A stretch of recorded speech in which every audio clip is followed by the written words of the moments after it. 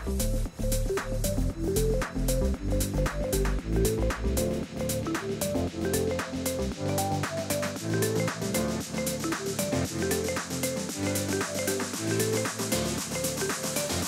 may mga konti lang pong rules, no, sa sports attire na ito. So una, wag naman po sana darating yung tatay natin na sobrang machong-macho, di ba?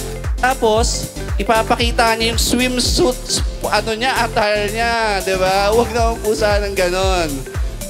Amen po ba? Tapos, wag din po sana na pang-wrestling na attire. Darating ka rito sa church dahil Father's Day, sabi ni Mike, attend ako rito, nakapang sports attire ako. So, wag na po sana yung pang-wrestling.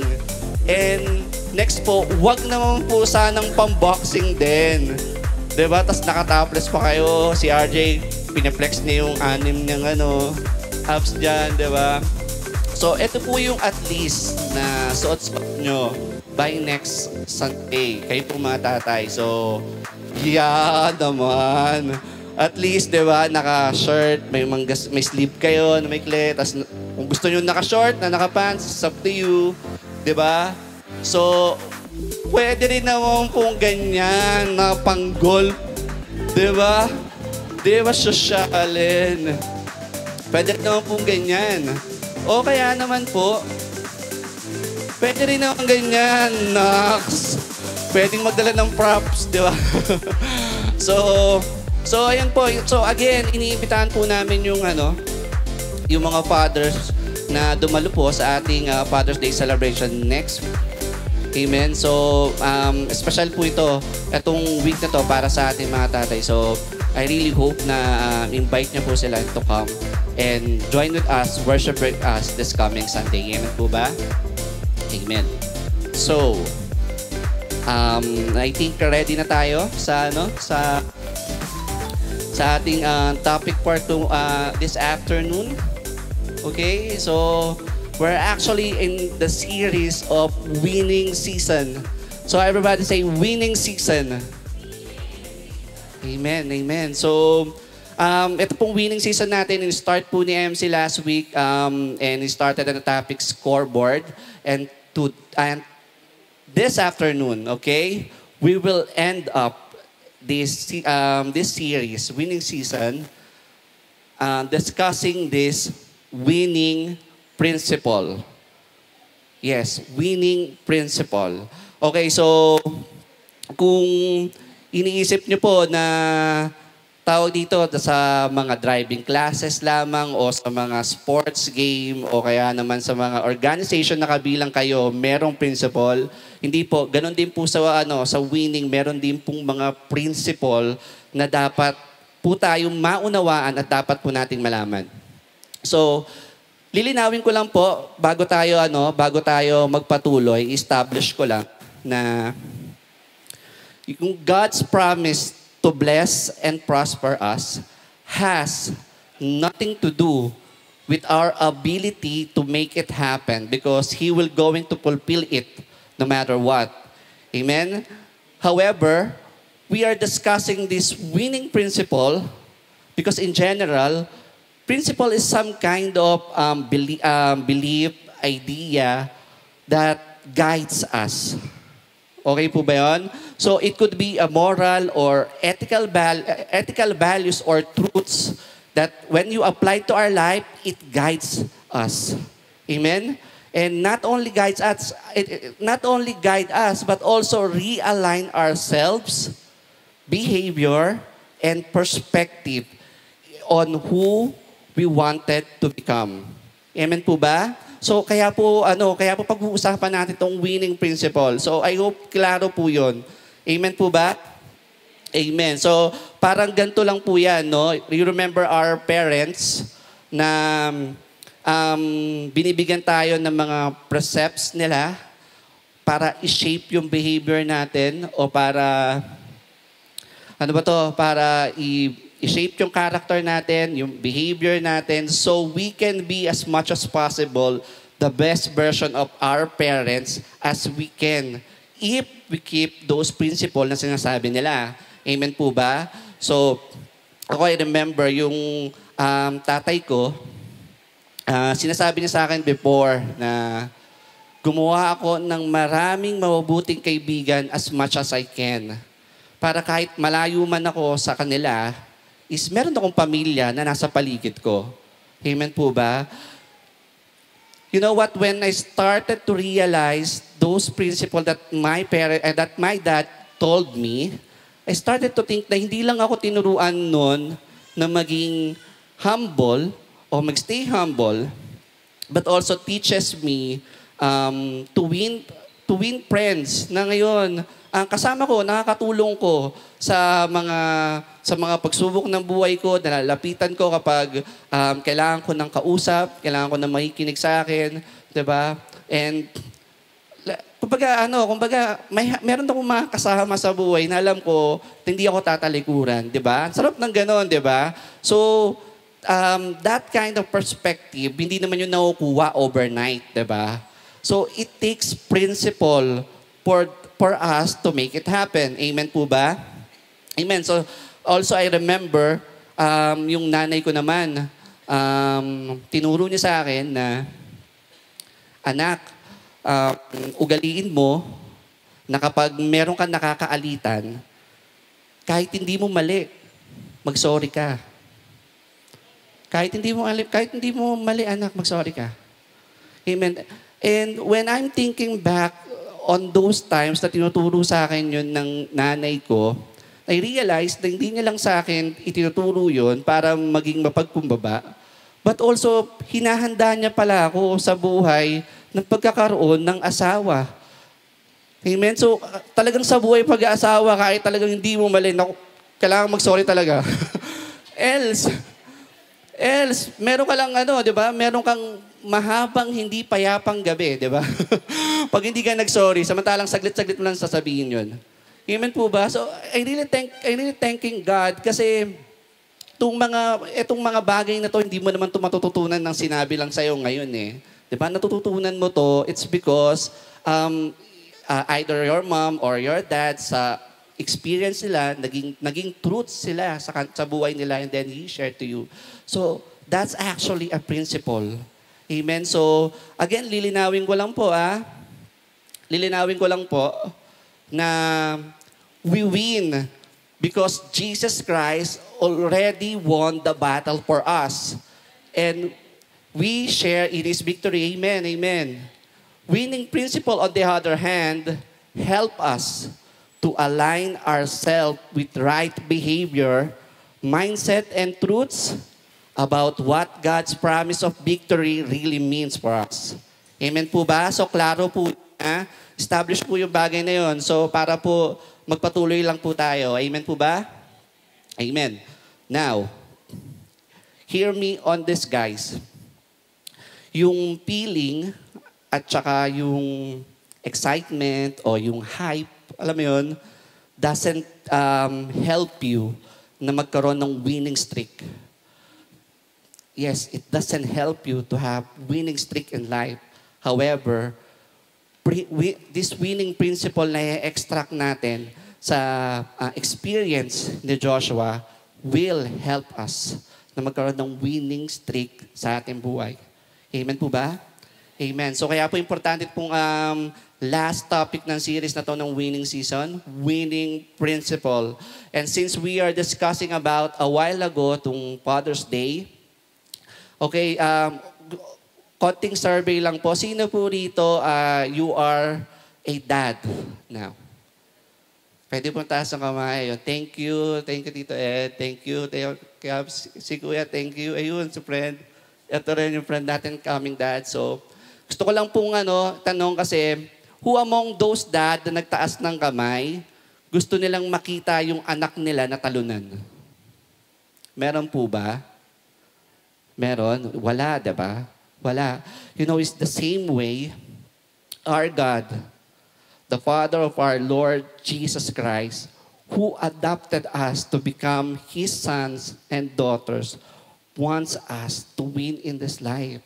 Kaya naman itong winning principle na natutunan natin sa buhay ni Joshua will definitely help us dahil ito yung mensahe ng tinapos na gawa ni Kristo sa atin. So He will definitely illuminate this message for us para may apply natin sa ating mga buhay nang sa ganon, we will understand kung ano ba yung ibig sabihin ng victory na ginawa sa atin ni Kristo. Amen po ba? Amen. Amen. Thank you. So, what we will do next, okay, we will read scriptures. Medyo mahaba to. Joshua chapter 10, verse 1 to 25. And then after that, we will pray.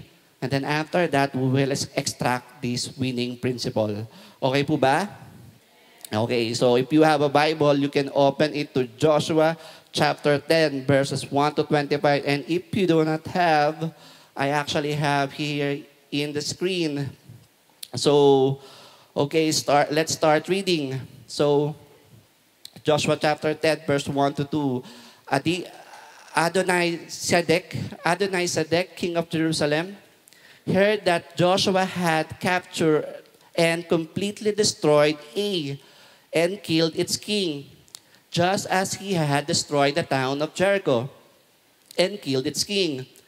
He also learned that the Gibeonites had made peace with Israel and were now their allies.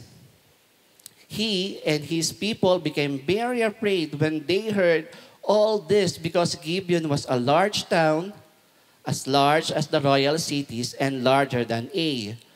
And the Gibeonite men were strong warriors. Verse 3. So King Adonisedek of Jerusalem sent messenger to several other kings, Hoham of Hebron, Piram of Jarmuth, Japhia of Lachish, and Debir of Eglon. Come, help me destroy Gibeon, he urged them, for they have made peace with Joshua and the people of Israel. So these 5 Amorite kings combined their armies for a united attack. They moved all troops into place and attacked Gibeon. Verse 6. The men of Gibeon quickly sent messenger to Joshua at his camp in Gilgal. Sabi, don't abandon your servant now, they pleaded. Come at once, save us, help us, for all the Amorite king who live in the hill country have joined forces to attack us. So Joshua and his entire army, including his best warrior, left Gilgal and set out for Gibeon. Sabi, do not be afraid. Sabi ni Lord, do not be afraid of them. The Lord said to Joshua, for I have given you victory over them. Not a single one of them will be able to stand up to you. Verse 9, Joshua traveled all night from Gilgal and took the Amorite armies by surprise.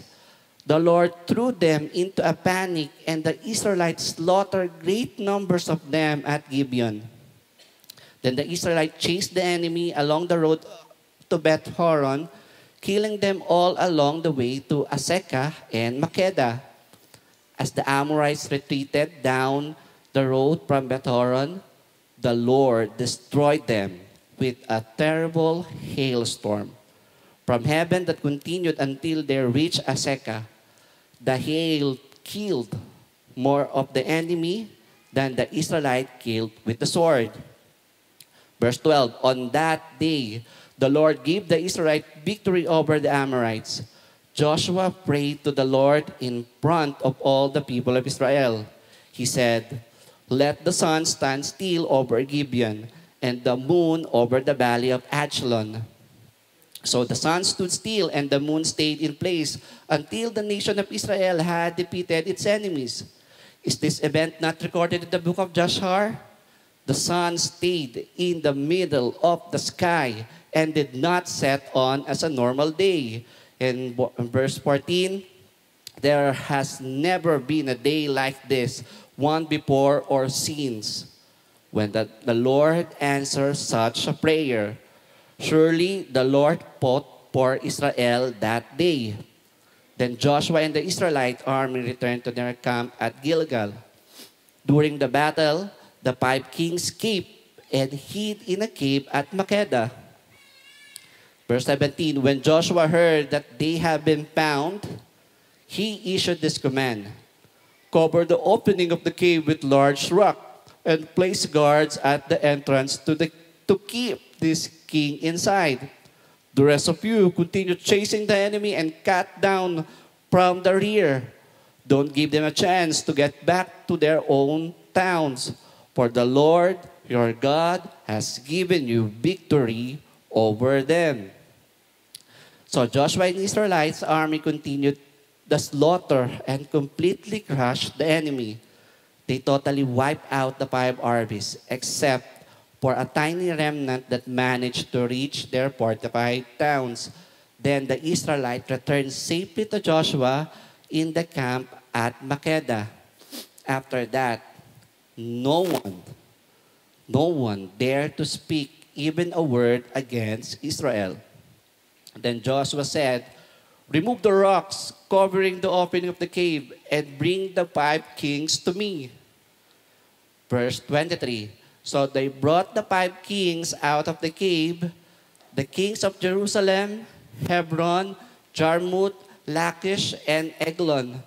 When they brought them out, Joshua told the commander of his army, come, put your feet on the king's neck.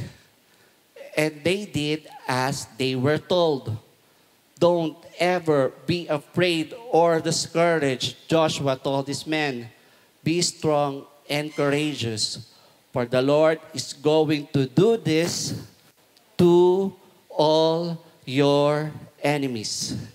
Amen. Amen. Medyo mahaba. Okay. So, let's pray first before we extract this winning principle.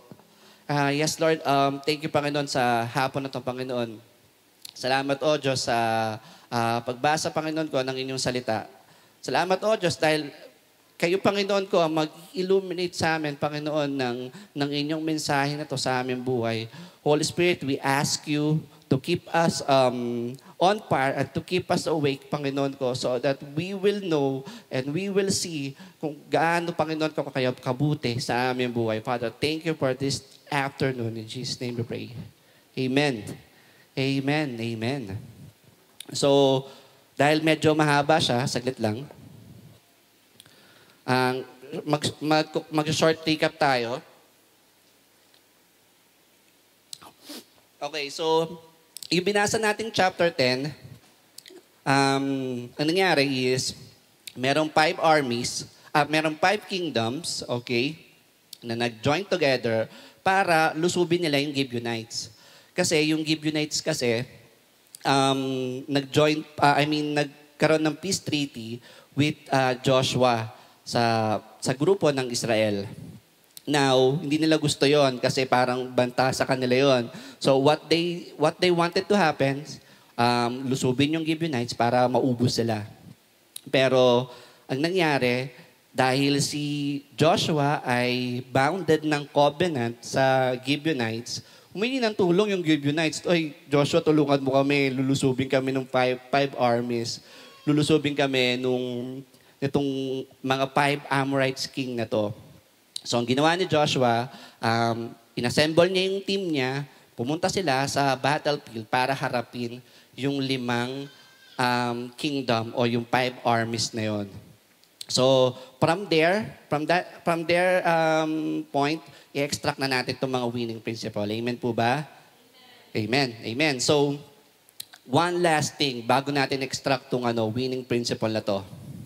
Okay, just want to set things in place first, okay? Na ang pangako po ng Diyos ay di kailanman nakabase sa ating mga gawa o nakabase sa ating pagsunod. Amen? So, lalong hindi rin po requirement sa pagtupad ng Diyos sa kanyang pangako sa ating buhay kung gaano tayo katagal sa church na to. Kaya kahit naman bago po tayo, kaya kahit matagal na tayo, o kahit nakagawa po tayo ng mali o hindi tayo nakagawa ng mali, hindi pagbabasihan yun ng Panginoon para tuparin niya ang kanyang pangako sa ating mga buhay. Yes, thank you, amen. It really doesn't matter for Him tinutupad niya ang kanyang pangako base sa kung sino siya.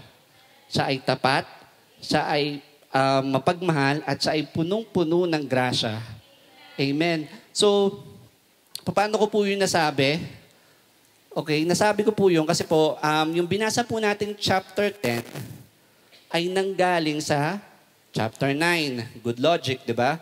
Tapos, doon sa chapter 9 po kasi na yun, okay, ang nangyari is, si Joshua ay inutusan ng Panginoon na lipunin yung mga tao sa paligid niya. But it so happened na yung Gibeonites managed na, alam mo yun, na i-deceive siya, na lokohin siya, that it turned out na nagkaroon siya ng kasunduan sa mga taong dapat lilipunin niya. So ito yung Gibeonites. Supposedly, dapat uubusin niya, pero hindi yun yung nangyari. Nagkaroon sila ng kasunduan. Deceptively. Yun yung nangyari. Now, it happens because nagkaroon siya ng kasunduan sa mga Gibeonites without praying or consulting God first. Nangyari na nagkamali si Joshua sa kanyang decision, it's because without praying or consulting God first. Actually, ito yung unang-unang pagkakamali na na-record sa pamumuno ni Joshua. Nagkaroon siya ng pagkakamali against God. So, hindi siya nag-consult kay God through prayer. Medyo pamilyar, di ba? Amen po ba? So, sino rito agree kayo na meron justification ng Lord na kapag dahil pinangakuan niya si Joshua ng tagumpay, hindi na gagawin yun ng Panginoon kasi hindi naman siya sumunod kay Lord. Sino rito agree kayo na si Lord, okay na yung tingin ko justifiable na hindi na to pa rin ni Lord yung pangako sa buhay ni Joshua kasi pasaway naman siya eh. Hindi naman siya sumusunod eh. Sino dito agree kayo na okay na yon na hindi to pa rin ng Lord yung pangako niya sa buhay ni Joshua? Wala ba? Now, just want you to hear this. Okay. Na ito yung isa sa mga reason kung bakit yung Panginoon sinasamba, pinapupurihan, at saka pinaglilingkuran natin. Kasi naman siya ay nag-uumapaw sa grasya. Amen? Tinutupad niya yung pangako niya sa buhay natin, not because of what we did, but because of who He is. Kaya nga po kanina kinakanta natin, Great are you, Lord. Dahil talaga naman, napakabuti talaga niya. That's the very reason kung bakit natin siya pinapurihan at sinasamba. Kaya naman, nung sinabi niya that I will never leave you nor forsake you, He meant that. Amen. He meant that. Kaya naman sa araw na nagtatagumpay si Joshua, hanggang sa araw na humaharap si Joshua sa consequences ng mga maling desisyon niya, kasama niya yung Panginoon. Hindi siya iniwan. Amen? Amen. So, dahil sa maling desisyon na ginawa ni Joshua, imagine haharap ngayon si Joshua sa battle na hindi naman niya laban. Just imagine, naharap sa 5 armies na hindi ko naman kalaban yung mga yan. Kalaban mo yan, ba't ako nadamay dyan? Just imagine, sinamahan siya ng Panginoon doon.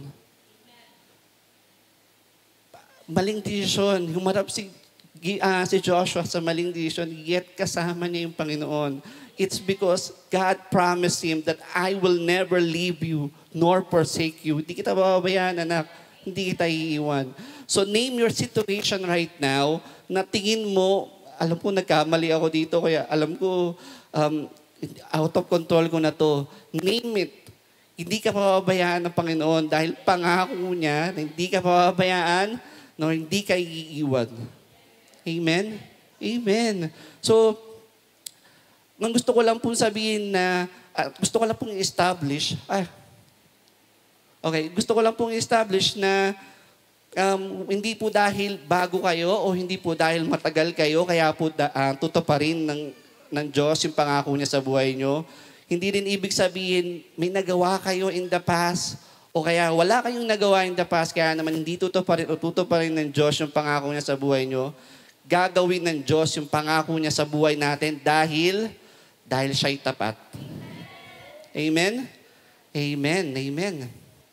Amen. So, kaya wag na po natin patagalin. Ito po yung winning principle number 1 natin. Sabi rito, remember what God said. Remember what God said. Say it with me. Remember what God said. Amen. So sa Joshua 10 verse 8, Joshua 10 verse 8, do not be afraid of them. The Lord said to Joshua, for I have given you victory over them. Not a single one of them will be able to stand up to you. Amen. Amen. Remember what God said. So, etong scenario na to, naalala nyo, nag-march si Joshua papunta sa Gilgal, tas haharapin nila yung battle na hindi naman para sa kanila at hindi naman biro yung lalabanan nila kasi hindi naman isang armies, hindi rin naman dalawang armies yun, kundi 5 armies, 5 nation nag-join together, tas haharapin niya. Siyempre, kinakabahan yun sila, di ba? Ano sa tingin nyo na pwede silang mag-candidate habang nagmamarch sila? Hindi, nanginginig sila sa takot, imagine. And yet, a voice of God telling them, do not be afraid. Ito na yung Joshua chapter 10 verse 8. Sabi ni Lord, do not be afraid of them, the Lord said to Joshua. And how do I recognize na ito ay reminder para sa Panginoon? Kasi sinabi ng Diyos sa Joshua chapter 1 verse 5, sabi ng Panginoon napangako niya kay Joshua, no one will be able to stand against you all the days of your life. As I was with Moses, so I will be with you. I will never leave you nor forsake you. Yun sabi ng Diyos kay Joshua. Kaya naman nung lumalakad si Joshua, papunta sa labanan, nasasalubong sa 5 armies. Alam mo, medyo naboost yung moral nila kasi, oo nga, tama, pangako yun ng Diyos sa buhay natin. Pangako yun ng Diyos, sabi, huwag tayong matakot, huwag tayong ma-discourage. Amen po ba? So, what does it implies to us? It implies to us na kahit na anong bagay na hinaharap natin o haharapin natin, God's word will come to pass. Amen? Kung ano yung pinangako niya, yun yung mangyayari. Regardless kung sino o ano yung kalaban natin. Amen po ba? He is going to help us. Amen po ba? Amen. Pag sinabi yan ng Diyos, gagawin niya. Kasi ganun siya katapat sa pangako niya. Meron siyang isang salita . Amen po ba? Amen. So kaya ganun po ka-importante sa buhay ng isang mananampalataya na marinig ang pangako at salita ng Diyos. Ngayon, napakarami pong way para malaman natin o marinig natin ang salita ng Diyos. Either basahin natin yung ating Biblia or either makinig tayo sa kanyang salita katulad ng ginagawa natin ngayon. Amen po ba? But the challenge lies to remembering what God says in the midst of distress. Amen po ba? In the times that we need His promise most. That's where the challenge came. Amen po ba? Amen. So, if we don't have the means to remind ourselves on the promises of God in our lives, alam niyo po kung ano yung unang nangyayari? Fear comes in. Tapos yung fear na to, it's immobilize us to think or even immobilize us na parang wala ka ng hope sa sitwasyon mo. Parang instead na mas maging hopeful ka dahil kasama mo yung Diyos, itong fear na to, tinutulungan kang hindi na makakakilo sa sitwasyon mo. Kaya kung mapapansin mo yung mga tao na hindi naaalala o let's say, hindi nila naging habit alalahanin ang pangako ng Diyos sa kanilang buhay. These are the people that, tawag dito, medyo may katagalang lumabas sa sitwasyon na meron sila. It's because they forgot to speak life over the situation. Talagang kailangan mong sabihin yung pangako ng Diyos sa buhay at kailangan mong alalahanin yun. Amen po ba? We need to remind ourselves that the God who released Israel from in the time of Egypt sa pamamagitan ng paghati ng sa paghati ng dagat, and we should remind ourselves that the same God na nagpaulan ng manna from heaven will be the same God who's going to help us in our midst. Amen po ba? Amen. So we need to remind ourselves of God's promises in our life. Amen po ba? Amen. So, kaya naman po, kami here as a church, okay, we are keep on reminding and encouraging one another to read their Bible daily and to join with us every Thursday sa ating mga share group para naman. Kasi pag na-expose po kasi tayo sa mga pangako ng Panginoon sa ating buhay, either by reading or either by hearing, mas madali natin naaalala yung pangako ng Diyos eh. Amen po ba?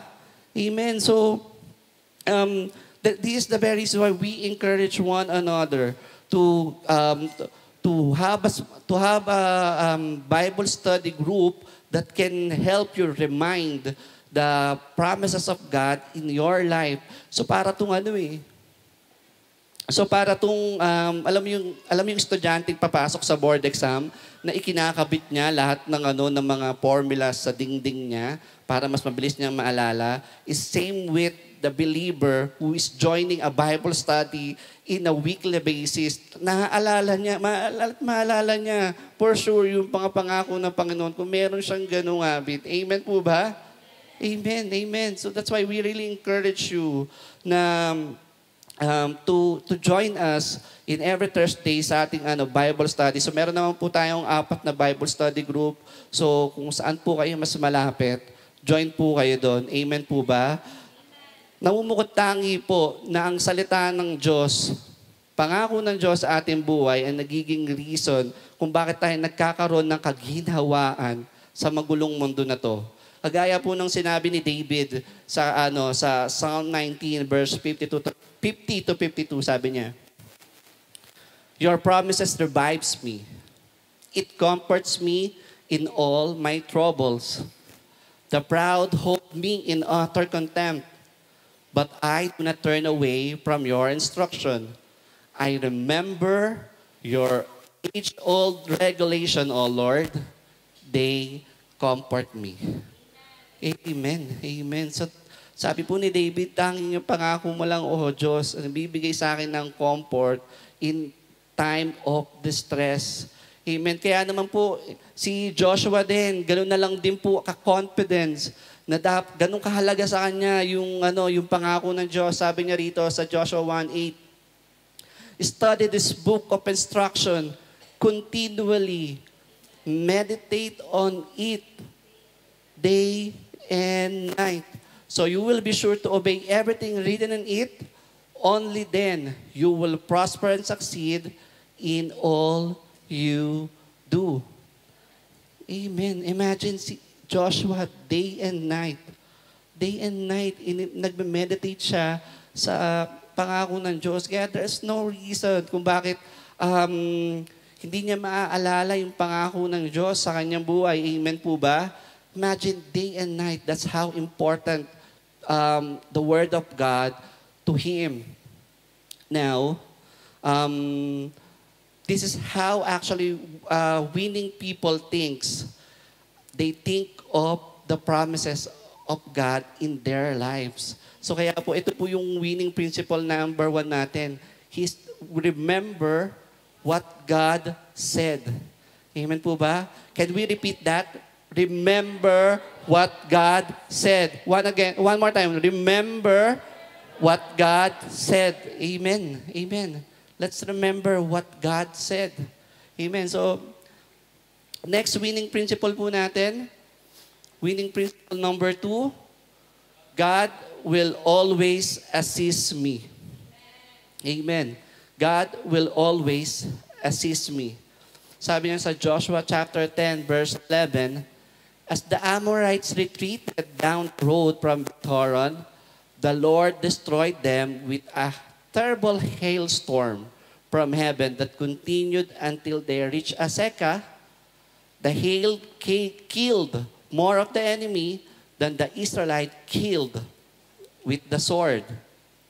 Amen. Amen. Alam niyo po, sa tagal na po natin na na magkakasama nagbabasa po ng salita ng Diyos, ang Panginoon hindi po nauubusan ng pamamaraan sa paano niya tutulungan yung kanyang mga mamamayan. Amen po ba? So we heard nagpapaulan siya ng mana. We heard na nagpaulan siya ng apoy para maging liwanag sa dilim ng mga Israelites. Ni remember?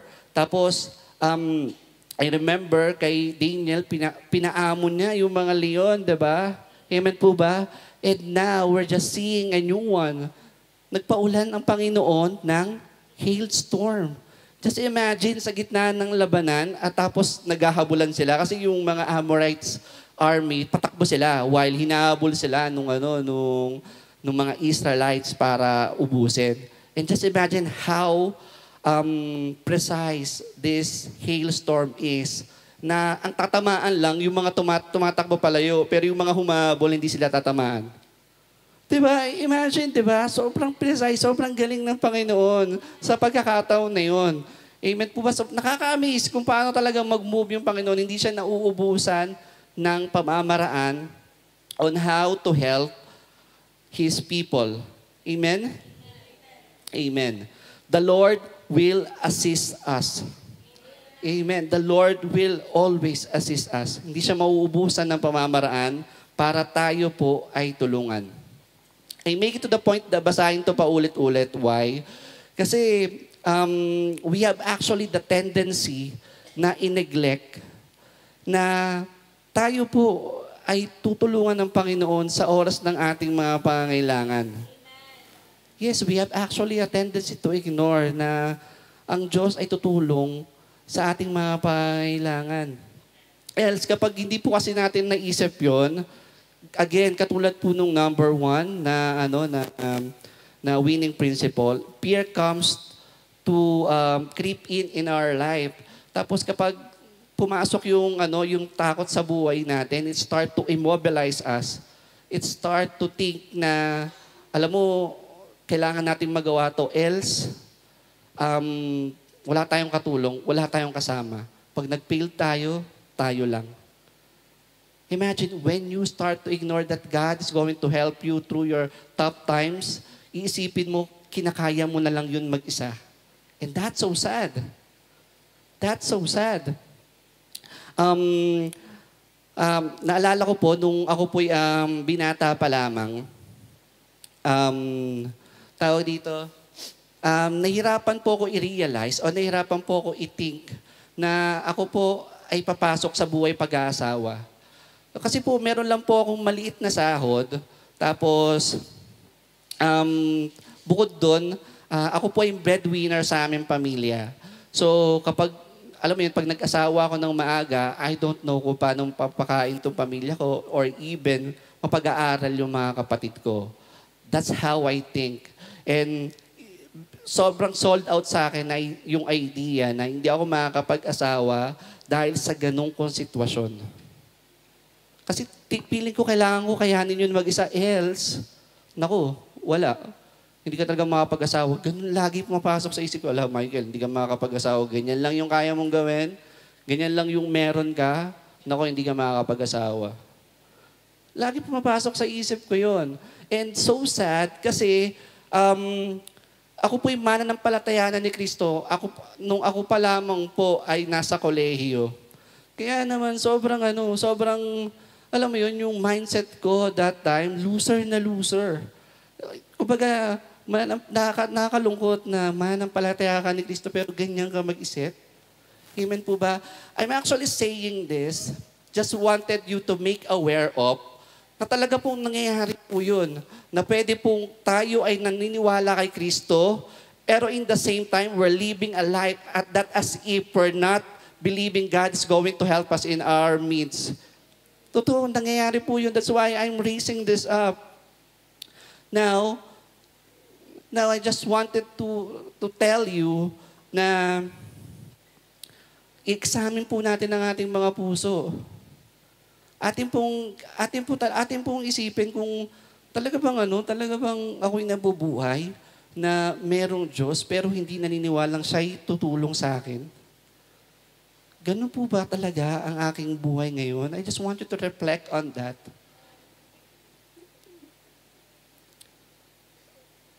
Kasi po, ako po naniniwala po ako, na ang tao pong naniniwala na siya po ay tutulungan ng Diyos, ay mga klase ng taong nakalalabas sa lugar na kung saan kinulong sila ng takot.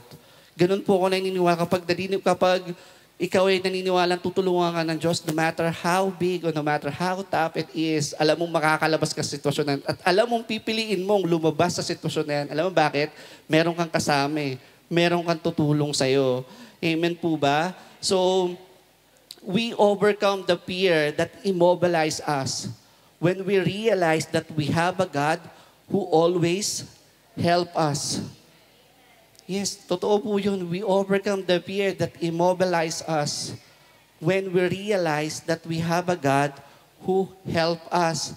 Alam niyo po, balik lang po ako doon sa kwento ko, nung na-realize ko na yung takot na meron ako, immobilize me up to my 31st year old. Grabe, ganun katagal akong hindi pumapasok sa kahit na anong relasyon. Then, when I decided to let go of my fear and believe in God that He's going to help me, I entered into a relationship. Tapos, after ko pumasok sa relasyon, after ilang months, I asked my girlfriend that time na we could actually get married. So, thank God he agreed na ikasal kami. And you know what? You know what happened next? Yung kinatatakot ko pala na hindi makakapag-provide sa pamilya ko during times na ako'y may asawa ay kumbaga nawala kasi alam mo bakit? Yung Panginoon, He raised up another 2 breadwinners sa pamilya namin. And miraculously, these 2 breadwinners sa pamilya namin so happen na mas strong pa yung net income nila kaysa sa kuya nila. Just imagine, nakaka-amaze yung Panginoon. Yung isa, miraculously nakapasok sa pagbabarko, while yung isa, employed po siya sa isang international BPO sa Pilipinas. And agent po siya doon. So yung rate niya pang-international din. And currently, he is studying Spanish language para mas lalo pang lumawak yung network niya. Just imagine how God so faithful and how wonderful His way is. Nung nandun ako sa sitwasyon na binata pa ako, never ko naisip na gagawin yun ng Diyos sa buhay ko. Never ko naisip yun. Pero when the moment I go out of that situation, binata ako, sige, magdi-decide ako, kailangan may kasal ako, kailangan pumasok ako sa relasyon.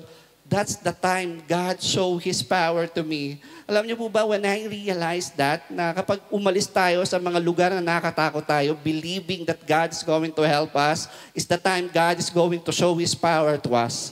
Amen? Amen. Amen. So, ang kailangan po talaga natin, isipin, yung takot natin, alisin natin sa pamamagitan ng Diyos ay palaging tutulong sa atin. Ang Diyos ay palagi po tutulong sa atin. Kaya po kanina, inulit po natin, God will always assist us. Because kailangan tumatak sa isip natin na tutulungan tayo ng Diyos. Amen po ba?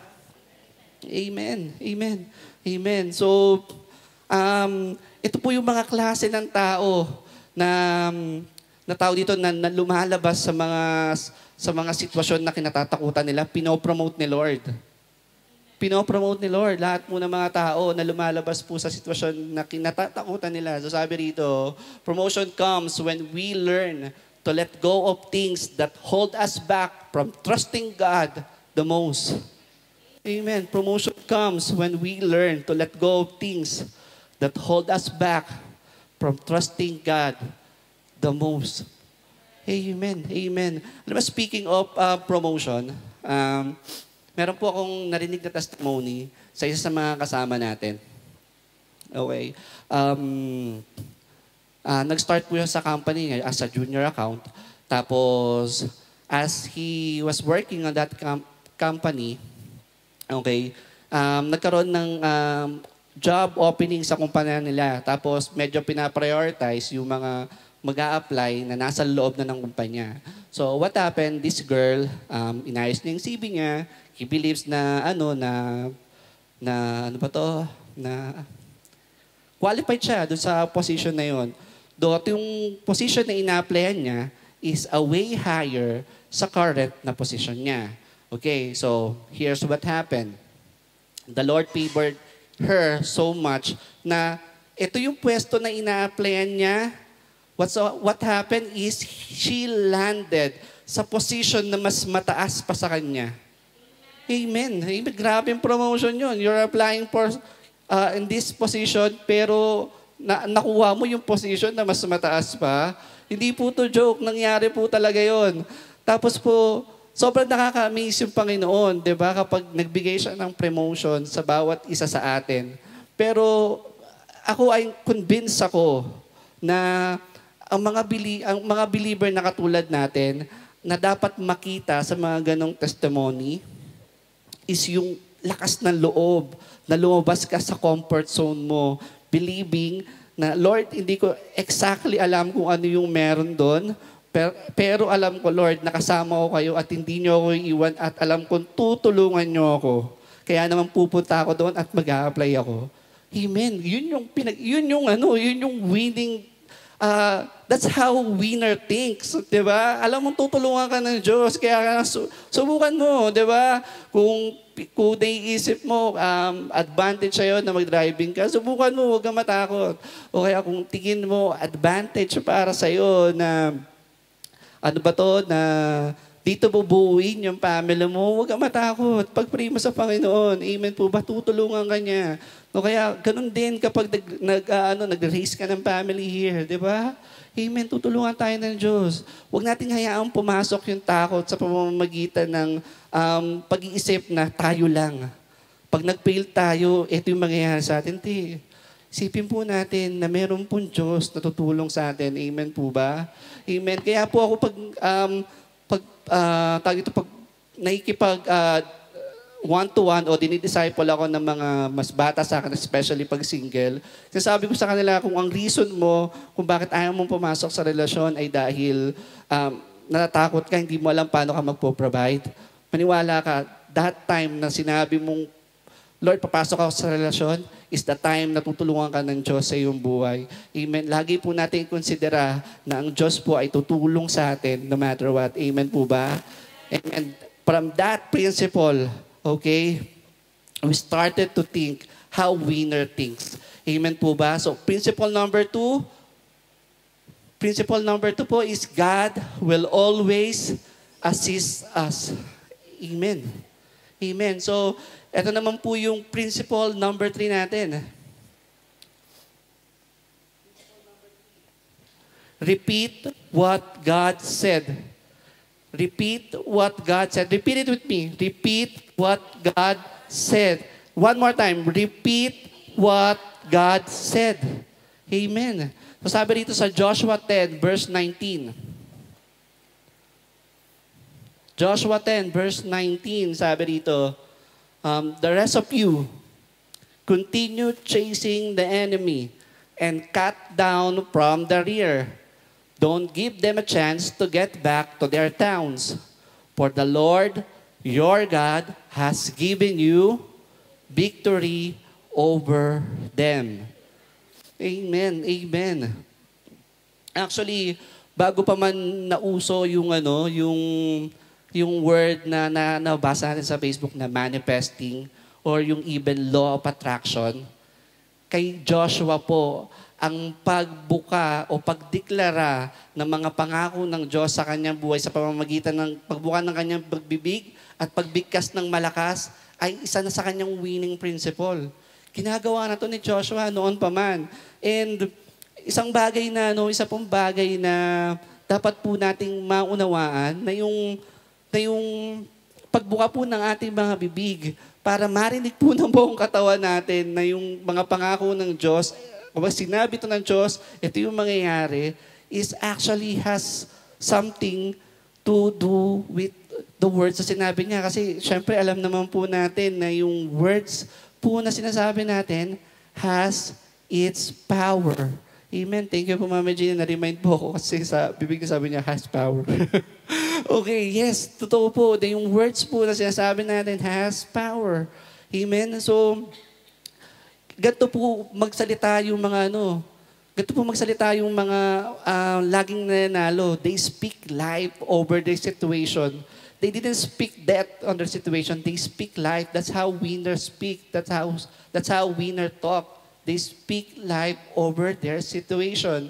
And we have to repeat the promises of God in our lives para mas lalo nating maalala, mas lalo nating ma-remind of His promises and His words sa buhay natin. Amen po ba? Alam po, namumukod tangi po na ang salita ng Diyos ay worthy to repeat of dahil po ang salita lamang po ng Diyos ang merong buhay. Amen. Totoo po yun. Ang salita lang naman po ng Diyos ang merong buhay. Ito pong aklat na binabasa natin, itong Biblia na to, ito lamang po ang merong buhay. Recently po, napunta po kami ng misis ko sa barbershop para po ako magpagupit. And then, nakakita po ako sa mesa, dun sa barbershop na pinapagupitan ko, ng mga babasahin. So, I'm estimating mga around, siguro yun, mga 2002, 2004, mga ganyan. So, nandoon yung Passion Magazine, nandoon yung mga dyaryo. Tapos when I started to think of them and read them, actually wala akong masyadong, parang di ako na-amaze sa kanya. Kasi bukod sa alam kong outdated John, alam ko na mas marami na ngayon, 2024 na ngayon mas maraming bago at mas maraming mga nakaka-amaze na bagay. Amen po ba? Amen. Pero alam niyo po ba, yung salita ng Diyos, sinulat thousands of years ago, and still can change life of people and still can be used to correct, to rebuke, and to guide people that causes them to change their life. May buhay po kasi.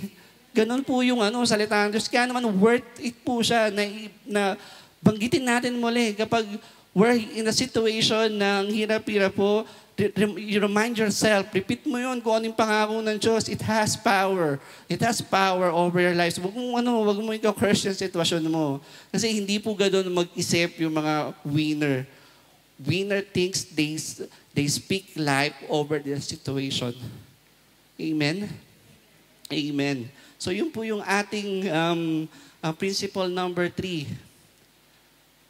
Principle, repeat what God said. Sabi nga dito sa Proverbs 18:21, the tongue has the power of life and death, and those who love it will eat its fruit. Those who love it will eat its fruit. So, sino dito gusto niyong kumain ng death, di ba? Wala naman, di ba? So, don't spit it. Walang may gusto na kumain ng death, then don't speak it. Speak life. Para yun yung kakainin natin. Speak life. Amen? Amen. Amen. So, yun po yung ating winning principle number 3. Repeat what God said. Repeat it with me. Repeat what God said. Amen. Repeat what God says. Yun lamang po yung worthy to repeat of. Yung pangako ng Diyos sa buhay natin. Amen? Amen. And principle number 4 po natin. Sabi rito, winning principle number 4, get used to winning. Get used to winning. Amen. Amen. Sabi po sa Joshua 10, verse 24, When they brought them out, when they brought them out, Joshua told the commander of his army, "Come, put your feet on the king's neck." And they did as they were told. So, etong point na to, ito na yung point na, tawag dito, di ba, naalala nyo, nagtago sa kuweba yung mga kings kasi parang nakikita nilang talo na sila. Tapos, when the battle is almost over, nakita ng mga Israelites na tao ni Joshua, nagtago yung mga kings sa loob ng kuweba. So, what Joshua did, sabi niya, takpan nyo ng malaking bato, balikan natin sila, ubusin muna natin yung mga tao dito. Tapos, nung nagawa nila na yon, binalikan nila yung 5 kings na source ng problema. So ito na yung punto na yon. Sabi ni Joshua, ilabas nyo sila rito, papuntay nyo sila, tapos let them lay down here. Tapos anong sabi ni Joshua? Pagka lay down ng mga king dito, ilagay nyo ang inyong mga paa sa kanilang mga neck, sa kanilang mga leeg. Ganun daw yung gustong mangyari ni Joshua. And imagine, sobrang tag life ni Joshua para iparamdam sa mga tao niya kung anong ibig sabihin ng nanalo. Ganun yung ibig sabihin ng mga nanalo, mga kapatid. Tinatapakan yung leeg ng kalaban. Yun yung gustong iparating sa atin ni Joshua. And get used to it. Damin mo na andyan yung paa mo sa leeg ng mga kalaban. Damin mo. Amen po ba? Ito yung isang bagay na ginagawa ng mga winner. When they had natapos na trabaho o kaya natapos na problema, they celebrate. Ganun po yung ginagawa na talagang dinadama nila na yung pagkapanalo nila, and they get used to it.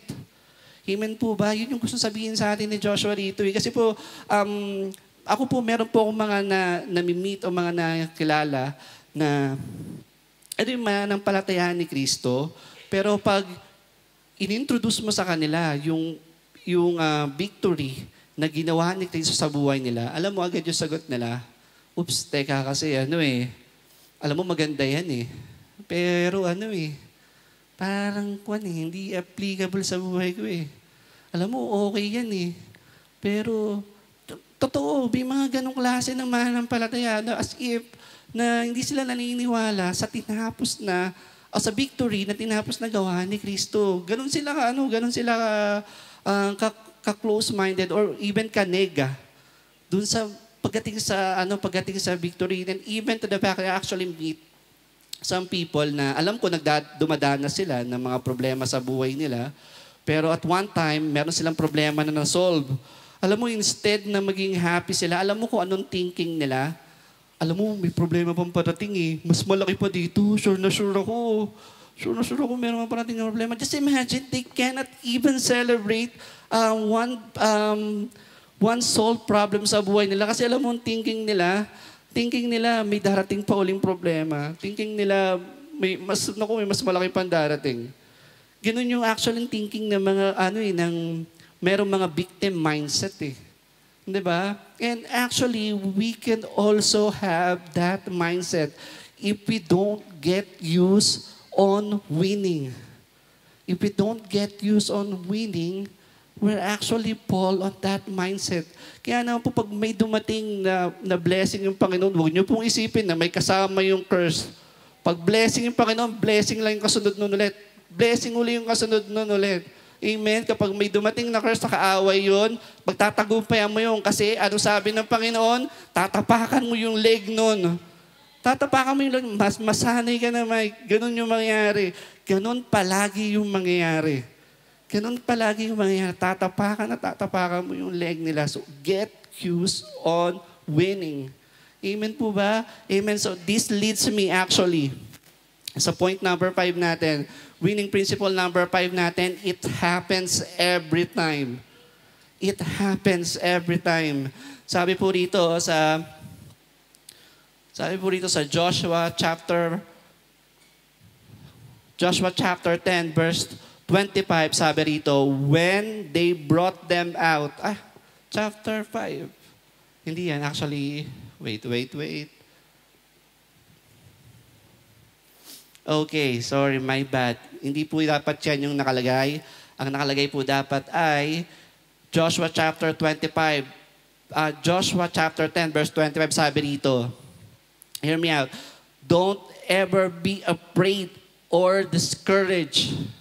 Joshua told these men, be strong and courageous, for the Lord is going to do this to all your enemies. The Lord is going to do this to all your enemies. Amen? So, what it implies as the Lord is going to let us win every time. Amen? Every time. So, kung meron man tayong struggle o meron man sorrow sa buhay natin, alam mo sabi ni Lord Jesus sa John 16:33, I have told you all this so that you may have peace in me. Here on earth, you will have many trials and sorrow, but take heart because I have overcome the world. Amen. Amen. So, it happens every time. May darating man sa atin trials, may darating man sorrow, but take heart, sabi ni Lord Jesus, I have overcome the world. I already won it over. So we shared on His victory. Amen po ba? Amen. So, konting recap lamang po ng mga 5 principle na sinabi. So, ready? 1, 2, 3. Remember what God said. Number 2, God will always assist me. Number 3, repeat what God said. Number 4, get used to winning. Amen. And last, it happens every time. Amen. Amen. It happens every time. Kung mangyari po, no, nasa 5 points na to, meron po kayong nakalimutan o hindi niyo po maalala kahit alin po sa mga to, kahit ito po sanang big idea natin ay hindi niyo po makalimutan. In Christ, we are more than a winner. Ulitin po natin, sabay-sabay. In Christ, we are more than a winner. Amen. Amen. Can we all stand up? Amen.